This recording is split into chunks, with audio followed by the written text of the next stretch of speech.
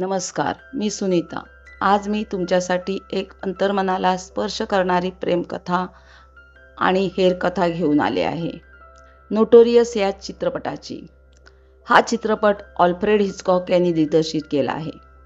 हॉलिवूडमधील थरारपटांचा बादशाह म्हणून प्रसिद्ध असलेले हे दिग्दर्शक आपल्या खास शैलीत सस्पेन्स, मनातील तणाव आणि रोमांच याचा अप्रतिम संगम घडवतात. नोटोरियस या शब्दाचा अर्थ होतो वाईट नावाने ओळखली जाणारी व्यक्ती. चित्रपटात अलिशियावर तिच्या वडिलांच्या देशद्रोहामुळे एक प्रकारचा कलंक लागलेला असतो. समाजात तिची ओळख चांगली नसते, म्हणून हे शीर्षक तिच्या आयुष्याशी अचूक जुळते. याशिवाय गुप्तहेरगिरी, विश्वासघात आणि धोकादायक खेळ यामुळे सर्व पात्रे एका नोटोरियस जगात जगत असतात.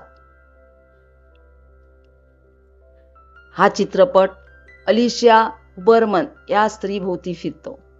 तिच्या वडिलांवर देशद्रोहाचा आरोप आहे, त्यामुळे तिची समाजात वाईट प्रतिमा आहे. ती एक सुंदर पण आतून तुटलेली स्त्री आहे. याच वेळी तिच्या आयुष्यात येतो अमेरिकन एजंट डेव्हलिन, एक गुप्तहेर, शांत, संयमी पण भावनांना आतमध्ये दडून ठेवणारा. तो अलिशियाला एका मिशनसाठी निवडतो.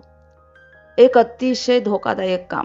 अलिशियाला एका नाझी गटात शिरकाव करायचा असतो आणि त्या गटाचा नेता आहे अलेक्झांडर सेबॅस्टियन.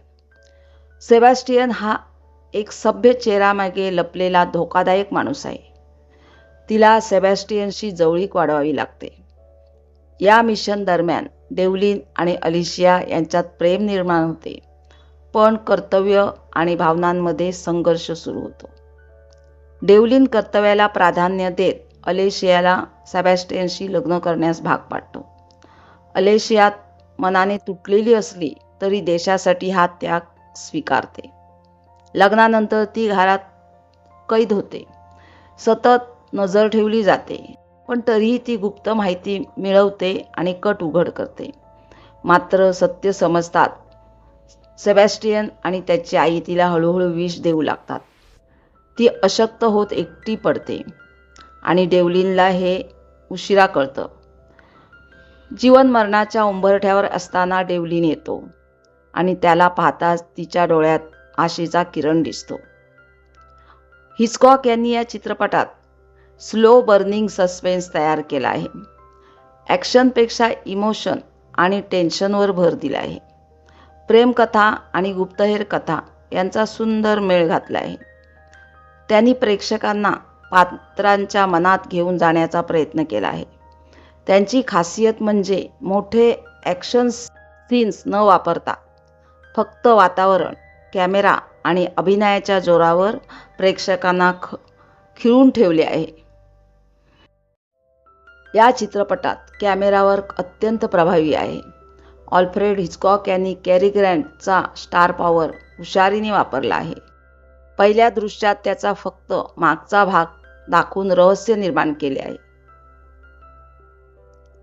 ॲस्पिरिनच्या ग्लासचा क्लोजअप अलिशियाच्या अवस्थेची झलक देतो, तर तिच्या दृष्टिकोनातून डेव्हलिन उलटा दिसणं तिच्या गोंधळाचं प्रतीक आहे. पार्टीतील प्रसिद्ध सीनमध्ये कॅमेरा वरून खाली येत तिच्या हातातील चावीवर स्थिरावतो. एक छोटं पण धोकादायक रहस्य. क्लोजअप्स तसेच लाईट आणि शॅडोचा वापर करून भावना, ताण आणि धोका अत्यंत प्रभावीपणे उभा केला आहे. इन्ग्रिड बर्गमन यांची अलिशियाचा अभिनय हा चित्रपटाचा आत्मा आहे. तिच्या चेहऱ्यावर दिसणारी वेदना, प्रेम, भीती आणि त्याग हे सगळं अत्यंत नैसर्गिक वाटतं. विष देण्याच्या प्रसंगामध्ये तिचं हळूहळू खचत जाणं खूप प्रभावी आहे. कॅरी ग्रँट यांचा डेव्हलिन बाहेरून कठोर पण आतून तुटलेला माणूस. हे द्वंद्व त्यांनी अतिशय संयमाने दाखवलं आहे. त्याच्या डोळ्यातलं दडपलेलं प्रेम विशेष लक्षात राहतं. क्लूड रेन्स यांचा सेबॅस्टियन एक सभ्य पण आतून असुरक्षित खलनायक. त्याची आईसमोरची भीती आणि अलिशियावरचं प्रेम यामुळे त्याचं पात्र वेगळं ठरतं. पटकथा अत्यंत घट्ट आणि प्रभावी आहे. संवाद कमी पण अर्थपूर्ण, प्रत्येक सीन कथेला पुढे नेतो. ॲलिशिया अँड डेव्हलिनमधील नातं हे संवादापेक्षा त्यांच्या वागण्यातून जास्त जाणवतं. ही पटकथेची ताकद आहे. ही फक्त एक प्रेमकथा नाही, ही आहे विश्वास, त्याग आणि अंतर्मनातील संघर्षाची कथा. ऑल्फ्रेड हिचकॉक यांनी या चित्रपटातून आपल्याला दाखवलं आहे की कधीकधी देशासाठी केलेला त्याग आपल्या हृदयालाच जखम देतो. हा चित्रपट तुम्हाला नक्कीच आवडेल. पहा आणि तुमचे विचार आम्हाला कमेंट्समध्ये नक्की कळवा. लवकरच येत आहे नवीन कथा घेऊन. धन्यवाद.